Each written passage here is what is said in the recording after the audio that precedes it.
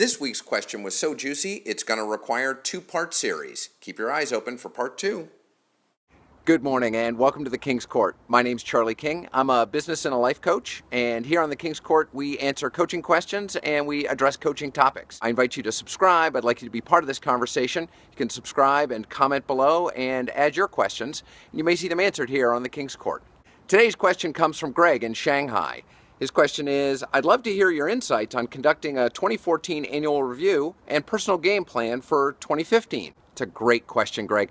I'd love to start off by sharing with you the quote from 19th century philosopher and poet George Santayana.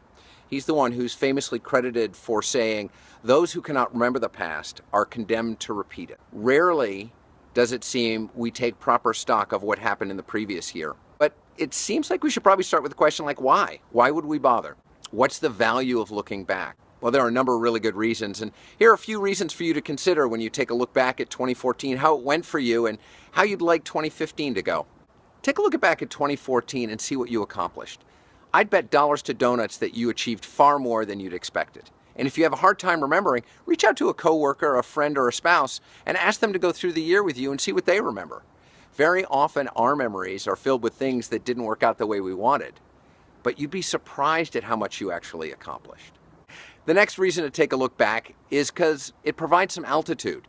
It gives you the opportunity to take a look at the whole year. Week to week, hour to hour, day to day, we have a tendency to be right up against our projects, right up against the next to-dos, right up against the next thing that's got to happen. The next one is to really take a look at what went as planned and what didn't.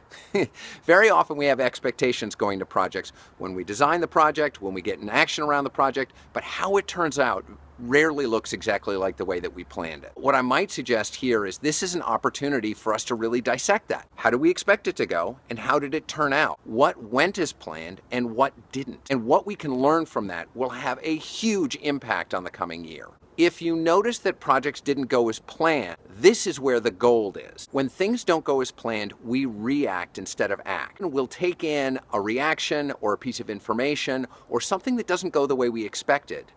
We often just react with an emotional response or a response that is predictable but not necessarily productive.